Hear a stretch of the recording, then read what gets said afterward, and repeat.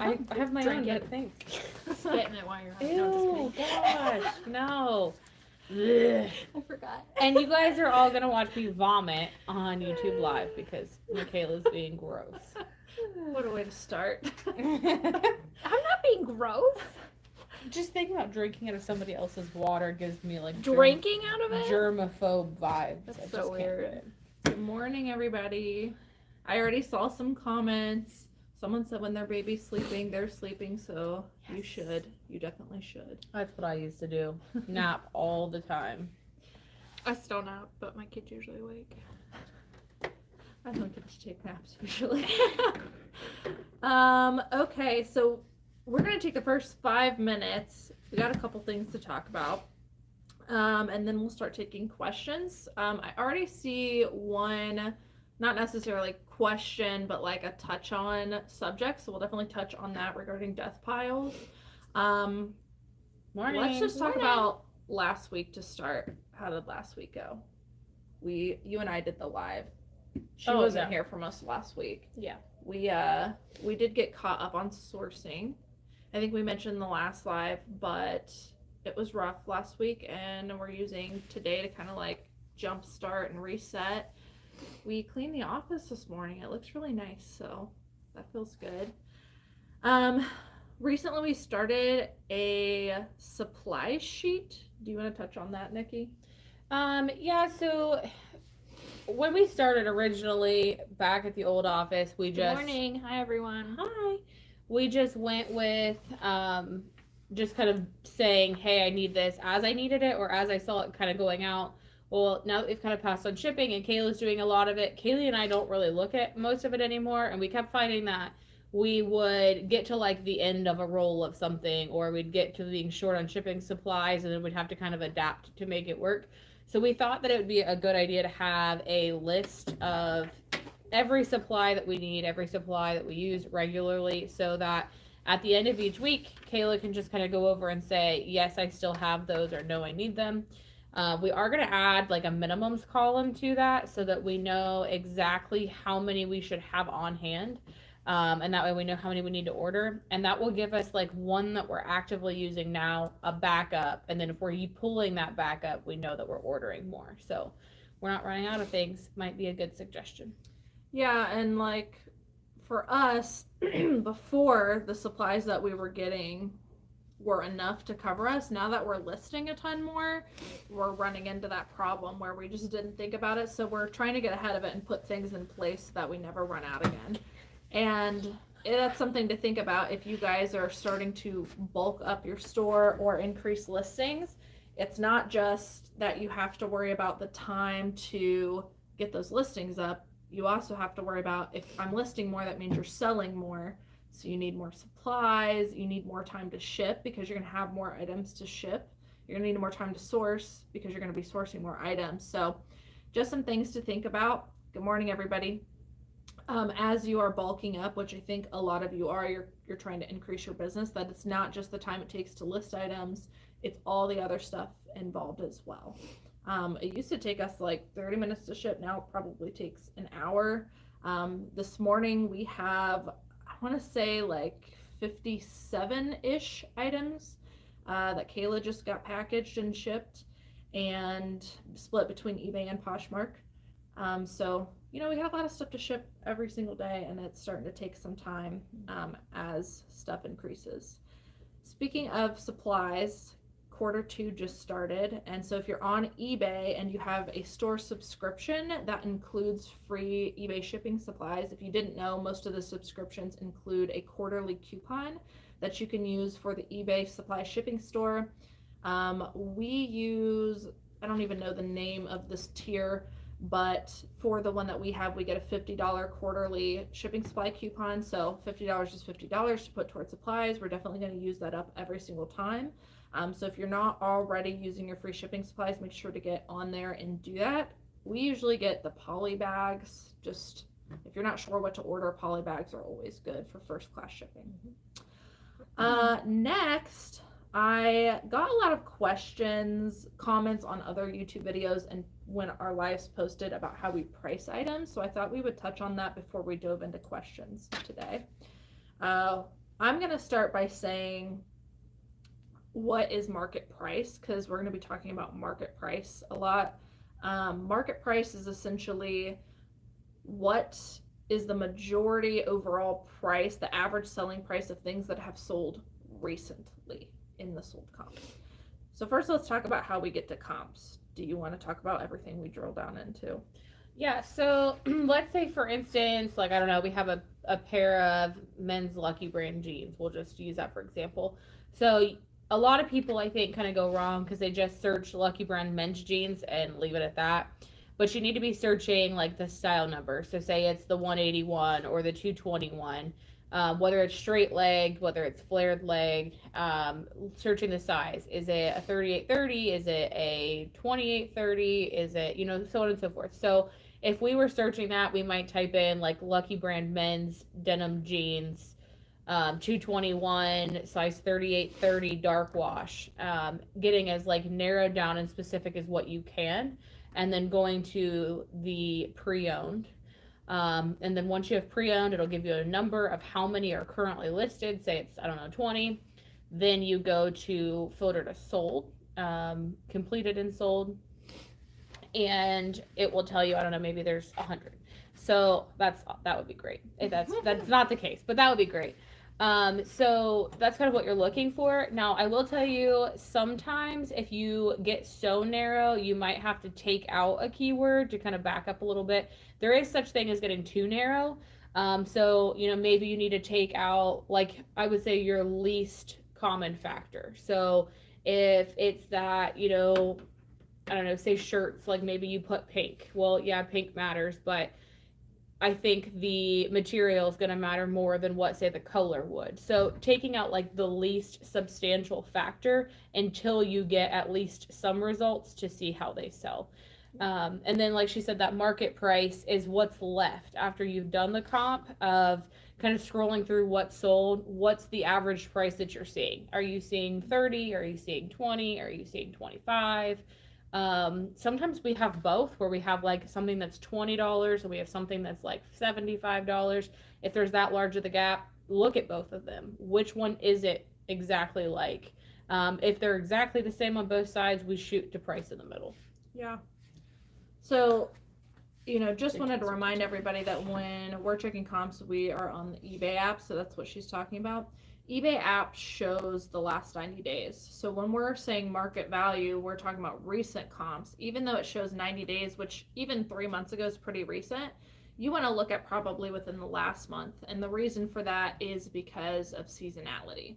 Things change. We're moving into warmer weather stuff. A couple months ago, we had, jackets and sweaters selling, and now we're seeing more shorts and stuff. So your price is going to fluctuate based on what time of the year it is. So when we say recent comps, you want to look at the most recent top ones. And it is so important to drill down so you're not getting mixed results. I try to stick with at least a week to 2 weeks is always my goal.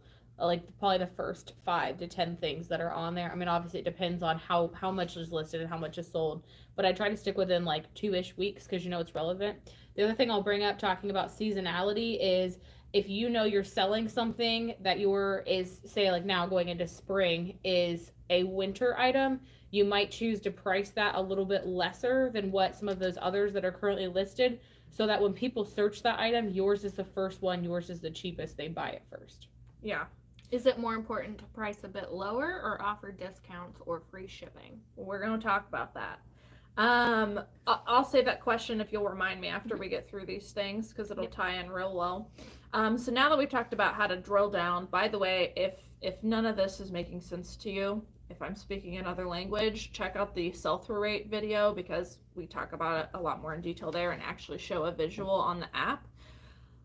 Now that we've talked about that, once you get to your sold comps and you're checking recent things, you want to keep in mind your sell-through rate, and you want to also keep in mind what your recent comp prices are.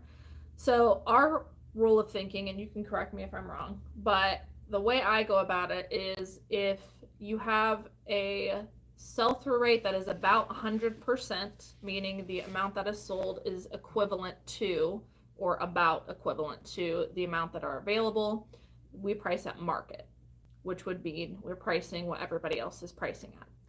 If there is a low sell-through rate, meaning not as many have sold as are available, that tells us that it's not as desirable of an item.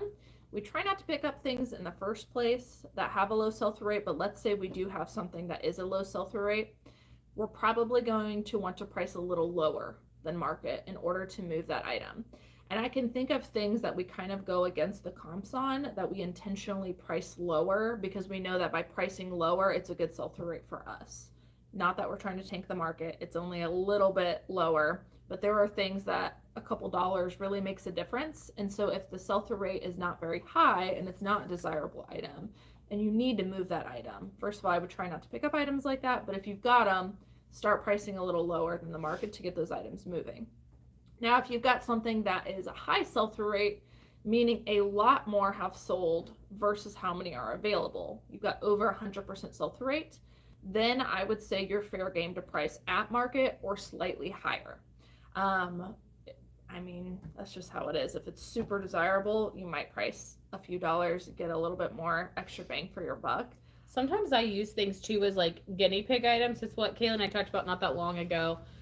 She's like, I can't believe we're selling some of these items for this amount, because you would comp them, say they were comping at $20. I was listing some of them at 25 or 27, and they were still like rapid fire selling. So sometimes you just have to kind of test the waters too. If you know that like you're selling something pretty religiously, you feel like you could get a couple dollars more out of it, you might give it a shot, but remember what you've done. So if you haven't sold it within like the first couple weeks, you might drop it down to that price. But sometimes we've got some pretty everyday brands that I've been able to get another $5 to $7 out of, just because. Yeah. Why not? Wing it. So let's talk about the exceptions now real quick, and then we'll dive into the questions, starting with that first question about pricing, which is, if you don't know, if you're looking at comps or there's no comps or there's very little comps, what do? If you've got a rare item, we usually price high and accept best offer. Best offer is not something we typically offer on eBay because, like I said, we're using a pricing strategy where we know exactly what we want items for, and we're pricing at market or, you know, around market, so they should sell. But price sky high and accept offers. It's better to take a lower offer on a high priced item than you price it way too low and you don't get your money's worth. And then beyond that, things that we might steer away from our pricing strategy is if there are factors that we feel increase the price. Some things that I think of are sizes. We typically price a little bit higher if there's more fabric on a garment. So things like plus sizes, or if there's a really large men's jean size, we're probably going to price maybe a couple bucks higher, and those couple dollars really add up. Unique colors, prints, or embroidery, some trending factors, something really unique or rare, you're definitely going to want to price up a little bit because there's not as many of them out there. And then along those same lines, vintage and anything that's out of stock, maybe Lululemon ran out of stock of a style and it's really popular, then you know you can price a little bit higher. So that's kind of how we price in a nutshell, and hopefully that was helpful to everybody. What was that question about pricing one more time? Is it more important to price a bit lower or offer a discount and free shipping? Thank you, Lisa, for your comment. Yeah, give us a like, everybody. She's shouting out, telling everybody to give us likes. Oh, so yes, please. I saw it, but I couldn't read the name from across the screen there, so I wanted to see, so thank you. It just popped up on We've mine. got 52 people watching and 19 likes, so yeah, we take a couple seconds and just really quick hit that. It's free and it helps the channel. Oh, wait, let me just, like. Thank you. Every like counts. You're welcome. I would, but I don't have a boosted in the algorithm. I don't even have a He's like, YouTube channel. So. Oh, look, 30 likes! Yay! So as far as pricing lower or offering free shipping, I assume that you're talking about moving an item that's been sitting, because like I said, if you're, you know, using those pricing strategies, you can just follow along that depending on what your sell-through rate is. If you're talking about an item that is sitting and you want to move it, I would say pricing lower is more important than free shipping. And here's why I say that. I've experimented with free shipping a lot, and I don't normally see a big boost in sales when I offer free shipping. It's about the same. So that price is coming out of somewhere. So if you're offering free shipping, you're probably adding that price onto your Item. sale price. Yeah, the item, what you have the item price for. I can't talk today. But it all averages out to be the same. When people sort by price, lowest to highest, I believe eBay calculates shipping into that. So they're still seeing the results based on what the total overall price is for them. I also suggest, not that I'm saying not to do free shipping, but I caution you on that, because when you have calculated shipping, if you start to have a USPS price increase, your calculated will follow along with that. If you do not have that set in place and you offer free shipping on everything, or if you offer a flat rate shipping on everything, as you start to have a price increase on whatever carrier you use for shipping, you're going to have to adjust all of your item prices to account for that, or you're going to be losing money. So something to keep in mind as you're factoring, do I offer free shipping or do I offer a lower price? There was one at the very beginning. The death pile? Yeah, the Are we death going to go pile. on the strategies? You want to start with that? Yeah, do you want to touch on that? So we kind of talked about this a little bit last week. Our kind of policy for a death pile is we source all week, ideally Monday through Thursday, with the expectation, even before Kayla was here, that whatever we picked up Monday through Thursday had to be listed on that Friday, or at least had to be in process. So for us, we had Kayla and our other helper, who Kayla did all the photos, and then the helper would go through and do the listings. But we knew that once we entered those, that death pile was gone, it was in their hands, and it would get listed. And that we were kind of moving through the process on that. Ideally, I would recommend that being the same process for you. If you love sourcing, it's your favorite thing to do, that's great, because it means you're bringing in a lot of hopefully good quality things. But set yourself a time, either every day that you get back, hold yourself accountable that everything that you're bringing in has to at least be drafted and listed. Or thank you. Or make sure that by the end of the week, maybe you work on it every day, but you say, okay, at the end of the week, at the very least, everything has to be listed. Hold yourself accountable to that. Thank you for the compliment, Yeah, I was gonna say, Cameron. they This like- used to be Cayley's, and I bought it from her because, I got a shop. She has good taste. It's so bad. Like, we buy so much stuff. We would honestly probably have so much more stuff to list if we just didn't bring stuff home. But, like, I'm guilty of it, which I'm bad about just buying it when I'm in the store. But then we'll bring it back, and Kayla's putting it into drafts, and she's like, hey, can I buy this? Hey, can I buy this? And, like, legitimately, Cayley and I bet sometimes when we're out, like, what Michaela's going to pick out of the box. And Get then, good stuff. yeah. At least they know me well, yeah. and then our other helper, too, she's listing, like, on LP for us, and she'll put in the notes on there, I want to buy this. Can I have this, too? This would look so great on me. So, Thank you for the super chat. Yes, we thank appreciate you. it. but yeah, I mean, that's all I really have to say about a death pile specifically. I would also add, just my way of thinking is whatever you don't want to do, which in your case would be listing, do that first Yes. before you go sourcing. I Yeah. promise you'll feel so much better.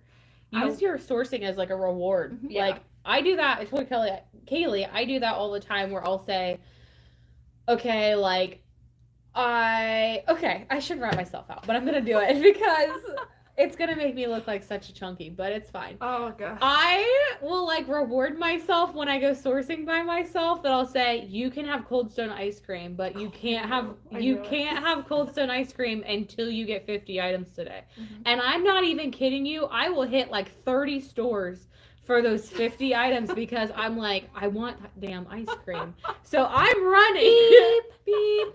I am running for cake butter ice cream in all these thrift stores to get these items because that's my motivation. So do that with listing. If sourcing is like your happy item the way Cold Stone cake butter ice cream is mine, use it as your motivation. If not, reward yourself with coffee or ice cream while you're outsourcing as a like pat on your back, you did a good job. I would also say, like, I always feel better about sourcing. Hey, everybody. I always feel better about sourcing when I know I'm being efficient about sourcing. So if you're going to source, I would do it in bulk. You mentioned FOMO, fear of missing out. We all have that as resellers. The way we combat FOMO a little bit is we make sure to go sourcing on the best days of the week to source so that we get the best items. And I usually feel pretty good if we go on a Monday or Tuesday to our best thrift stores and we knock those thrift stores out for the week. And I know that we're hitting them on the beginning of the week because in our area at least, but I think typically for most resellers, after the weekend, everybody's donated everything. The workers are putting everything out on Mondays and Tuesdays. So I feel better if I'm super efficient about sourcing. And if you can start in the beginning of the week getting all the sourcing done that you want, then you can also buckle down, which is kind of the opposite of what I just said, which is list first. But, you know, that's another way to think about it is make sure you're being efficient because you'll feel a lot better about staying home if you've got a good load of stuff. That way you don't have FOMO. So someone said, "Hi ladies, love the content. Is there a reason your prices on eBay end in 0.0 or 0.93 a lot?" I'm gonna start putting a banner on our videos. Yes. Explaining that to everybody. That's the best idea ever. Do you wanna Sure. touch on that? So we talked a little bit, I'm not gonna go like major in depth on this, but we talked about like our pricing strategies as far as when we discount items. And one of the reasons why we did that is when we list something, so like in January, we do 0.91 for one, like the first month of the year, February 0.92, so on and so forth. And it just helps us keep track of when something's listed. So yeah, obviously if an offer comes up, we could like backhand look at those items and see exactly when they were listed, but that's like 5 other steps. If Cayley's receiving an offer on her phone actively and she sees that maybe it's something that's marked like 89, we obviously know that's not right now. It's been a little while since that's been listed. She knows she can accept a lower offer. If she's, say now that we're in April, if she's getting an offer on something that's in a 94, she might say, okay, I just listed this item. I'm going to wait and see a little bit longer how it does pricing wise. But yeah, it just helps us keep track of when the item was listed. Yeah, and we have a little chart on the wall when we're listing of what each month the pricing should end in to help us keep track. You could do that yourself. Also, I'll just say that we, instead of a rounded number like $10 or $12, we choose to do $9.99 or $11.99 because both her and I have worked in retail. We've had a lot of classes about pricing and buyer psychology, and someone that sees something that's only a few cents cheaper, even though it is only a few cents cheaper, it appears to them significantly cheaper. So that's why you'll see in the grocery stores, in Target, at clothing places, most of the time they're not a rounded number for that reason. There's one we missed at the top. It says, do you have any videos on the best way to physically set up a workspace in mailing center? I don't think we do. Let me write that down. I don't think we do. I think it depends on your office space specifically and like how things are set up. Or like what the design is. I can tell you our design now versus what it was. I'm looking around, so that's why I'm looking over here. Is way different than what it used to be. But I'd say the biggest thing is just making sure you're using like every bit of space you have. Start with like things very compressed. I know it's easy when you like have a huge room or whatever you're looking at to spread out throughout the room to give yourself a lot of space. But then you're gonna have to consistently compact things down as you grow. Start small. Keep things in one spot and like keep things condensed down, but no.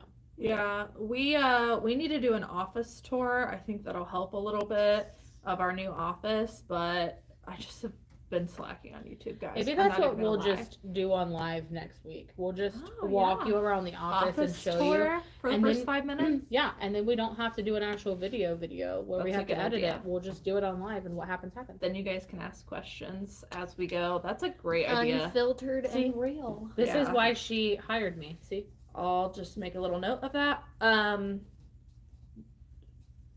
To the person that asked that question, I agree with Nikki. The best advice I can give is figure out where you are moving your body too much or where you're touching items too many times and eliminate those. For example, we noticed that every time we were photographing an item and we photograph how much the item weighs. So we've got a scale right there to take a picture of how much the item weighs.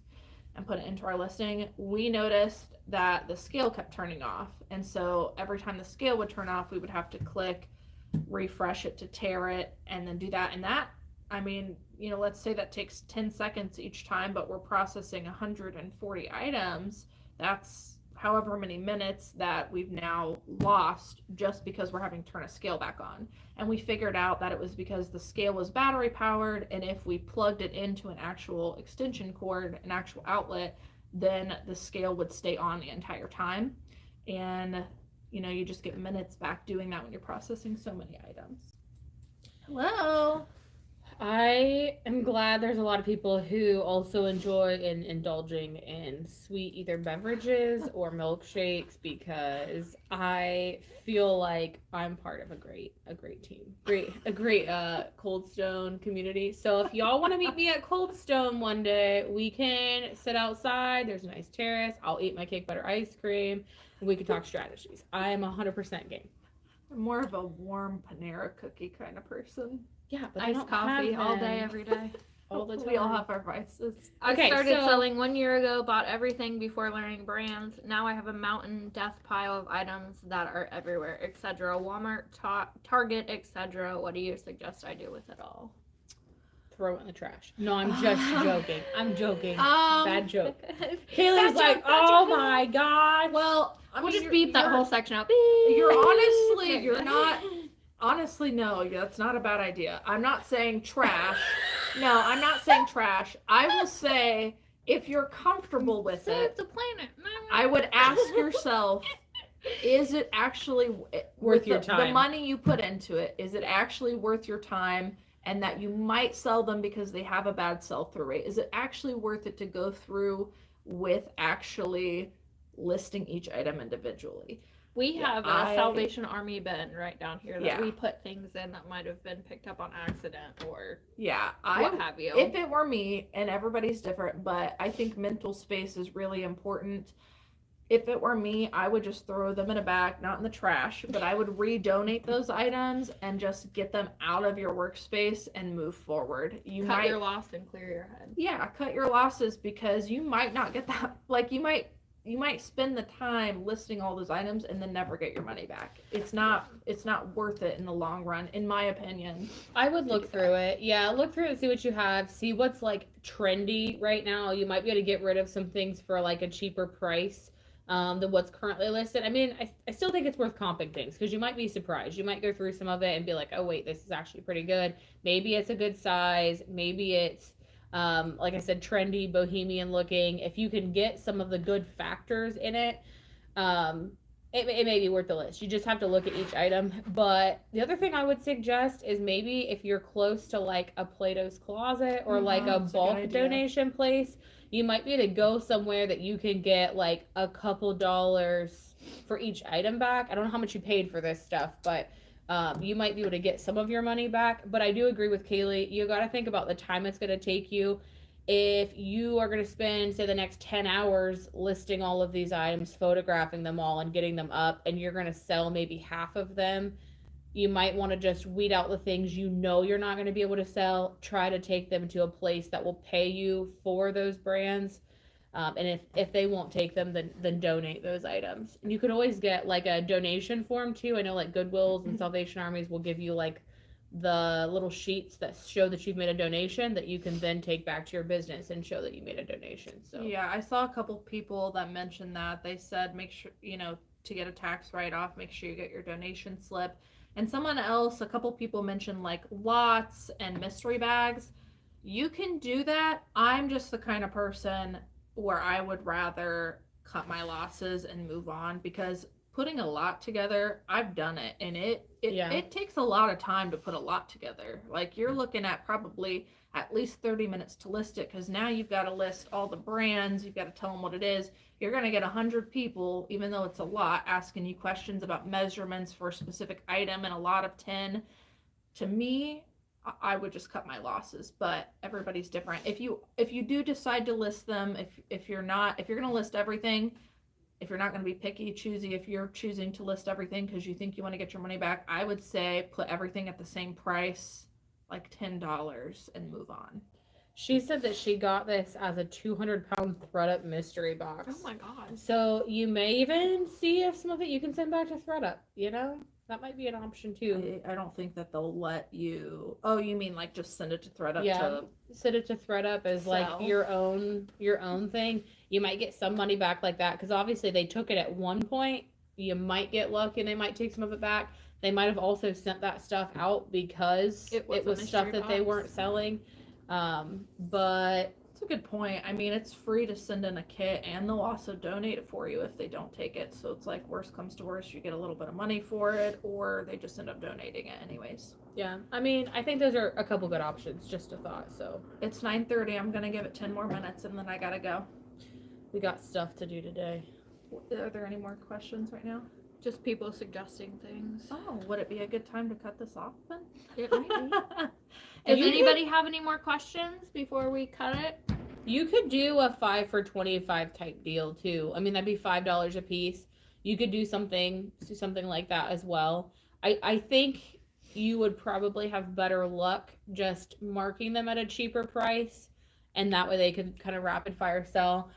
But again, I would also recommend doing some research on some of them because you might be surprised that some of those things might do decent. Like, I know one of the things we've been picking up is I would call them more mall brand, like maxi dresses and stuff. If you have anything like that right now, you might be able to sell them for $15-20 a piece, even though they're like a more stable brand, just because of the season and what they look like.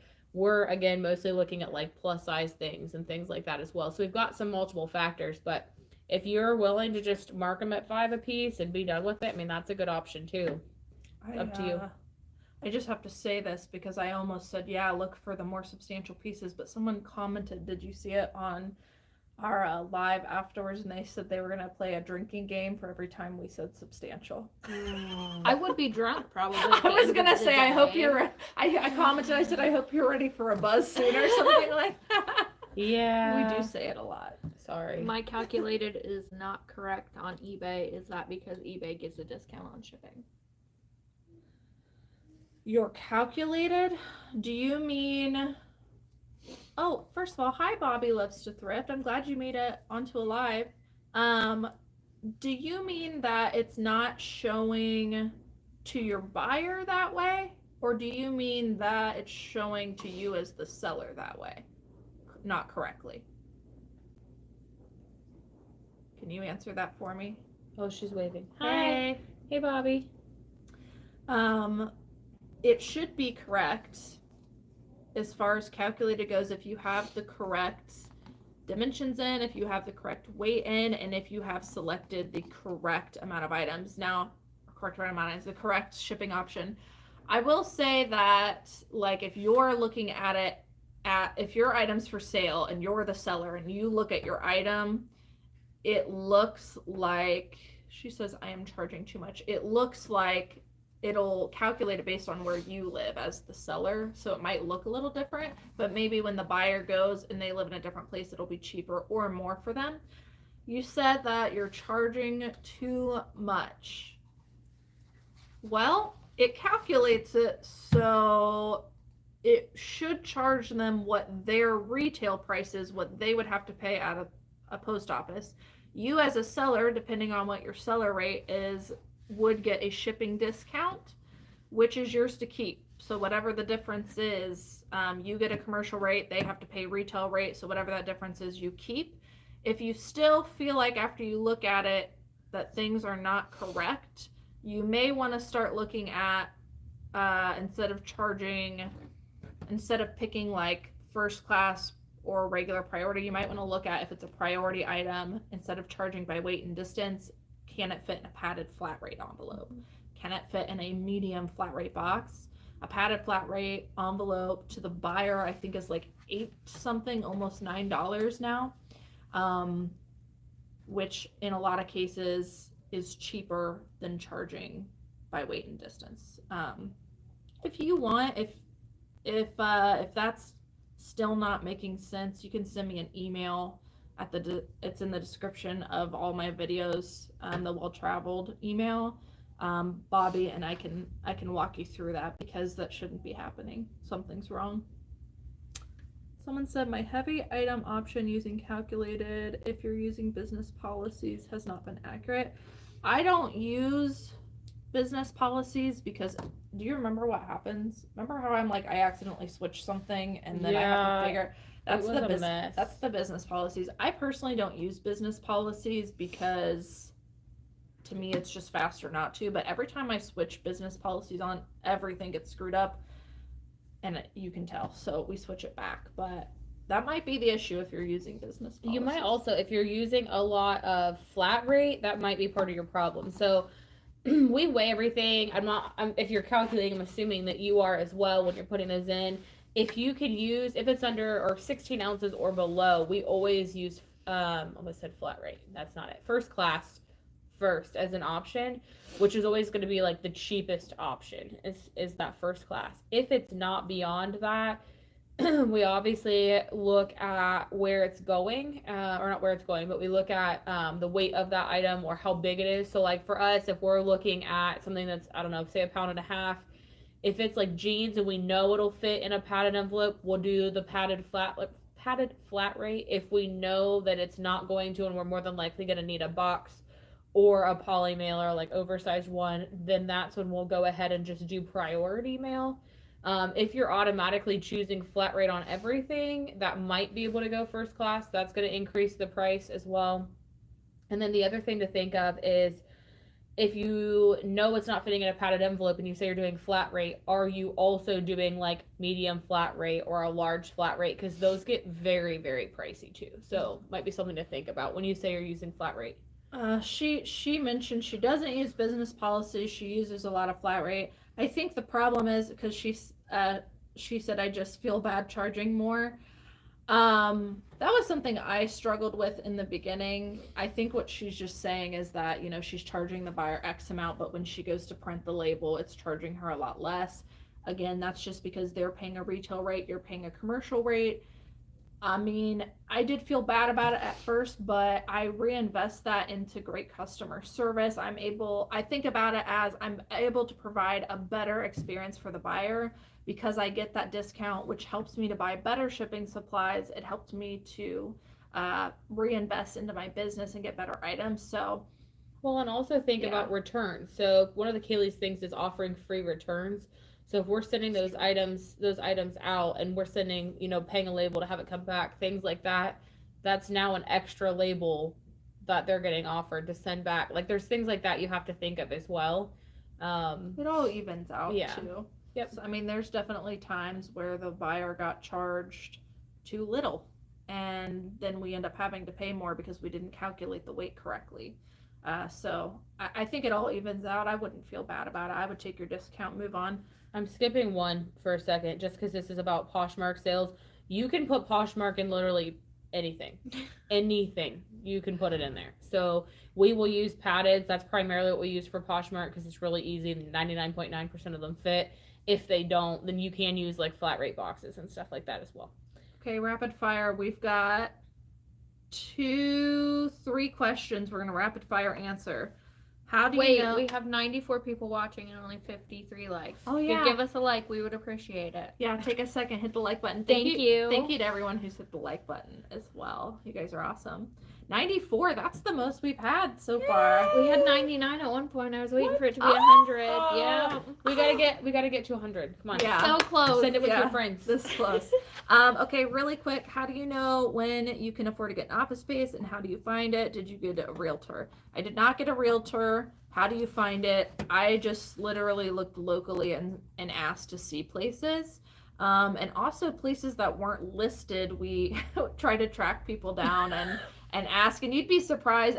We live in kind of a area where people are willing to work with you. So you'd be surprised sometimes just by reaching out what you might be able to find, or by putting a post out and asking if other people have heard of something. You might be able to find a more local deal. How do you know when it's time to get office space? I feel like we touched on that in a couple of videos. How do you know it's time to hire people? How do you know it's time to get office space? I would say exhaust your options before you jump into any of that. Figure out how to do it on your own and at your own place.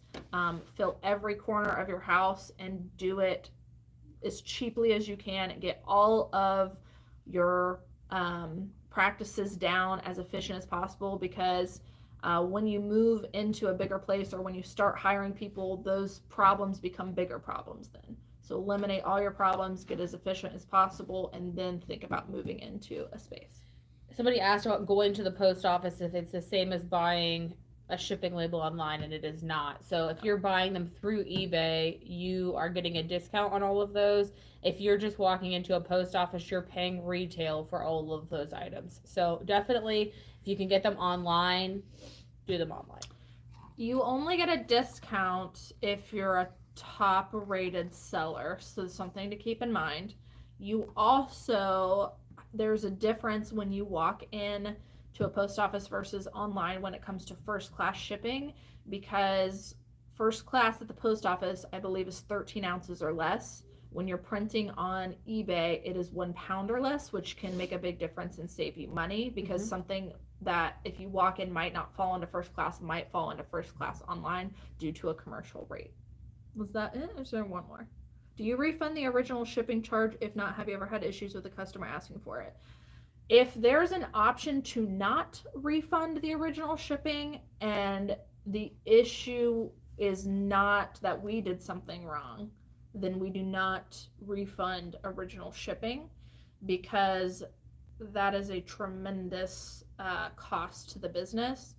Usually, though, our returns are for fit, and so if we have the option to, we do not refund original shipping, but most of the time we are paying the shipping back, so yes, we do pay for some of it. If you have a house full and 3 storage units, you might want to look at consolidating your storage units into like one larger place.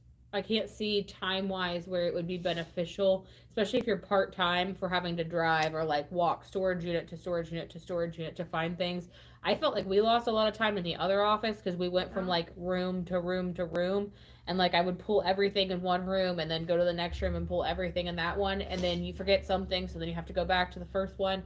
My recommendation is, if you've already got storage units, you might be able to find somewhere that is maybe potentially cheaper because it's one place rather than paying for 3 separate storage units. Really depends to consolidate. Really depends on where you live and what your options are. Your only option might be storage units, but I would say evaluate not just the price, but evaluate your time that it's costing you going to multiple places, and think about how much more you might be able to get done by not going to 3 places. Okay, I think that's it.